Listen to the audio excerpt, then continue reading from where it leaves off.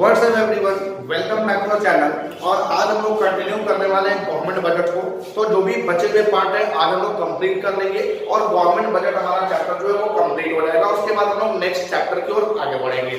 तो आओ देखते हैं इसमें कौन कौन सा टॉपिक बचा हुआ है। मेनली पिछले वीडियो में हमने कवर किए थे बजट रिसिप्ट। तो बजट रिसिप्ट में मेनली दो तरह का रिसिप्ट है, रेवेन्यू रिसिप्ट है, कैपिटल रिसिप्ट। आज हम लोग कवर करने वाले हैं बजट एक्सपेंडिचर।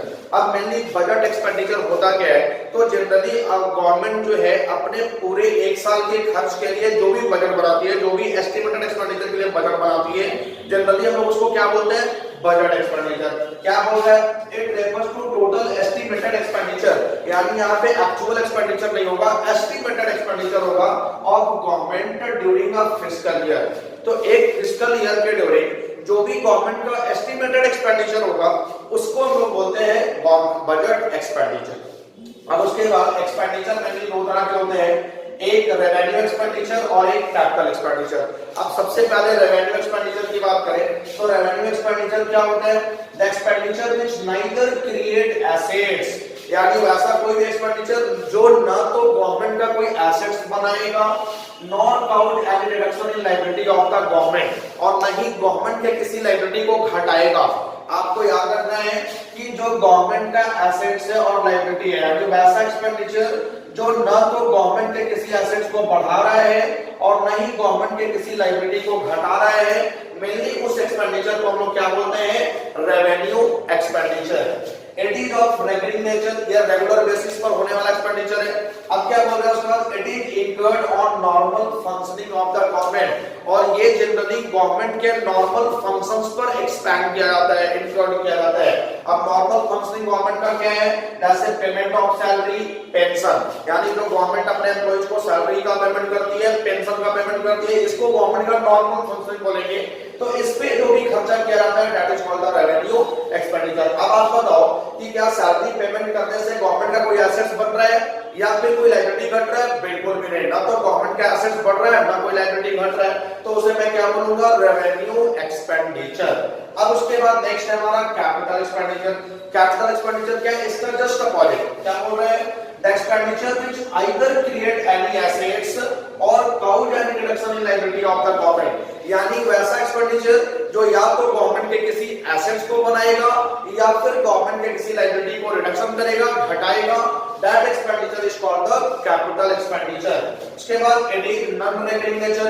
ये नॉन रेकरिंग नेचर का होता है, यानी रेगुलर बेसिस पर ये नहीं होता है, कभी कभी होता है। Next, it adds to the capital stock of economy. Most important point कि जितने भी कैपिटल एक्सपेंडिचर होते हैं वो इकोनॉमी में कैपिटल स्टॉक में ऐड कर दिए जाते हैं। इकोनॉमी में कैपिटल स्टॉक में ऐड करने से क्या मतलब है कि जनरली जो गवर्नमेंट के एसेट्स को बढ़ा रहे हैं, for example expenses on road, government road में जितना भी खर्चा करती है, रोड बनाने में, बिल्डिंग्स बनाने में, फ्लाईओवर्स बनाने में, डैम्स बनाने में, ये सबका सब कैपिटल एक्सपेंडिचर है जो कहीं ना कहीं इकोनॉमी में कैपिटल स्टॉक में ऐड कर दिए जाते हैं। अब उसके बाद ये आपका बजट एक्सपेंडिचर और इसके पिछले वीडियो में हमने बजट रिसिप्ट, ये दोनों टॉपिक हमारा कवर हो गया। तो बजट रिसिप्ट और बजट एक्सपेंडिचर आई होप कि आपको 100% क्लियर है। अब उसके बाद हम लोग आते हैं नेक्स्ट टॉपिक हमारा है बजटरी डेफिसिट। बजटरी डेफिसिट क्या होता है, what do you mean by budgetary deficit? तो आप इसको अच्छे से समझना, क्योंकि यहां से थोड़ा सा हमारा थॉट प्रोसेस है वो हाई लेवल का होना चाहिए, तभी हम ये समझ पाएंगे। बजटरी डेफिसिट क्या है, it is defined as the excess of total estimated expenditure over total estimated receipt, यानी गवर्नमेंट का जो टोटल एस्टिमेटेड एक्सपेंडिचर है अगर उसके एस्टिमेटेड रिसिप्ट से ज्यादा हो जाए तो डिफरेंट अमाउंट को हम लोग क्या बोलेंगे, बजटरी डेफिसिट। यानी आप बोल सकते हैं यहाँ पे कि spending is greater than collection, यानी गवर्नमेंट का जब स्पेंडिंग उसके कलेक्शन से ज्यादा हो जाता है, spending is greater than collection, तो वहां पे डिफरेंस अमाउंट होता है, उसी को हम लोग क्या बोलेंगे, बजटरी डेफिसिट। अब उसके बाद it can be of 3 type, यानी बजटरी डेफिसिट को मेनली 3 पार्ट्स में डिवाइड किया गया। फर्स्ट है हमारा revenue deficit, fiscal deficit and primary deficit. अब उसके बाद देखते हैं रेवेन्यू डेफिसिट क्या होता है। It is defined as excess of revenue expenditure over revenue receipt during a given fiscal year, यानी एक फिस्कल ईयर के ड्यूरिंग जनरली गवर्नमेंट का रेवेन्यू एक्सपेंडिचर जब रेवेन्यू रिसिप्ट से ज्यादा हो जाता है तो डिफरेंट अमाउंट को हम लोग बोलते हैं रेवेन्यू डेफिसिट।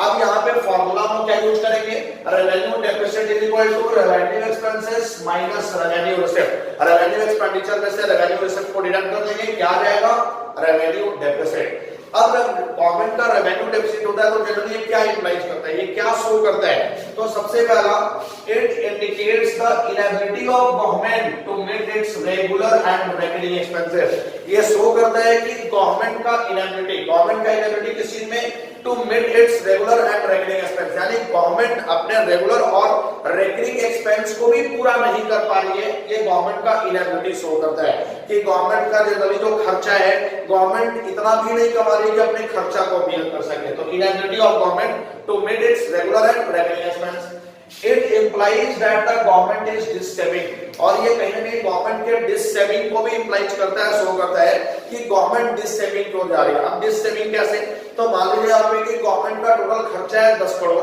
और गवर्नमेंट का टोटल रिसिप्ट हुआ है 8 करोड़, तो 2 करोड़ का जो एक्स्ट्रा खर्चा गवर्नमेंट का आ रहा है तो गवर्नमेंट वो कहां से पूरा करेगी, तो गवर्नमेंट ने जो भी सेव करके रखा हुआ होगा जनरली उस सेविंग से वो 2 करोड़ का खर्चा बियर करेगी, यानी जो सेविंग है जनरली उसको यूज किया जा रहा है गवर्नमेंट के द्वारा अपने खर्चा को बियर करने के लिए, तो उसको हम लोग बोलते हैं डिससेविंग। तो गवर्नमेंट डिससेविंग क्यों जा रही है ये भी इंप्लाइज करता है। और last it is warning signal to government, ये जो रेवेन्यू डेफिसिट है ये गवर्नमेंट के लिए एक वार्निंग सिग्नल है। क्या वार्निंग सिग्नल है, इधर रिड्यूसेस एक्सपेंडिचर और टू इंक्रीज इनकम, कि गवर्नमेंट या तो अपना खर्चा घटा ले या इनकम को बढ़ा ले, तभी रेवेन्यू डेफिसिट होने से बचा जा सकता है। तो आई होप कि रेवेन्यू डेफिसिट क्लियर हुआ। अब उसके बाद हमारा जो नेक्स्ट है ये हमारा फिस्कल डेफिसिट।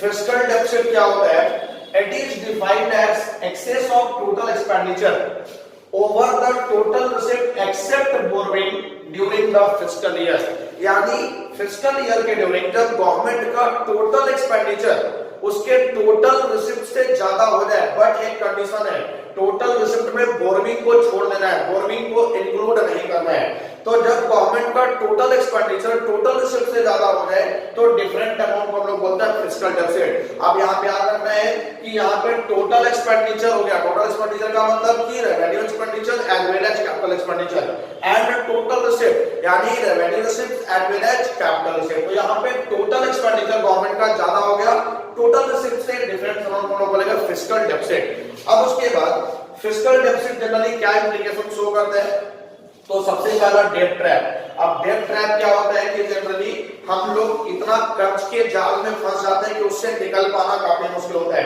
अब यहाँ पे डेट ट्रैप को आप समझिएगा कि आपके पास जनरली पैसा है नहीं, तो आप क्या करेंगे, खर्च आपका ज्यादा है, इनकम कम है, तो उस खर्च को बियर करने के लिए आपने लोन लिया, गवर्नमेंट ने लोन लिया। अब गवर्नमेंट सपोज कि 10 करोड़ रुपए का लोन ले रही है, तो ये गवर्नमेंट के लिए क्या हो जाएगा, कैपिटल रिजर्व। एक चीज और ध्यान देना है कि यहाँ जो फिस्कल डेफिसिट का फॉर्मूला होगा वो फॉर्मूला क्या होगा, fiscal deficit is equal to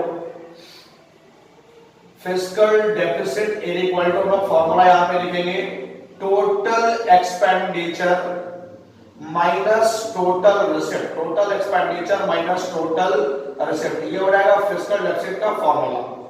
अब टोटल एक्सपेंडिचर का मतलब कि कैपिटल और रेवेन्यू दोनों, यानी यहाँ पे कोई ऑप्शन गवर्नमेंट के पास नहीं बचा, तो गवर्नमेंट उस खर्च को बियर करने के लिए जनरली क्या करेगी, लोन लेगी। अब गवर्नमेंट ने यहाँ पे 10 करोड़ रुपीस का लोन लिया, तो ये लोन जो है वो तो फिस्कल डेफिसिट का पार्ट नहीं है, क्योंकि लोन जो है उसमें सारे रिसिप्ट में लोन को छोड़ करके यहाँ पे आप फॉर्मूला में लिख सकते हैं total expenditure minus total receipt except borrowing, borrowing को छोड़ देना है।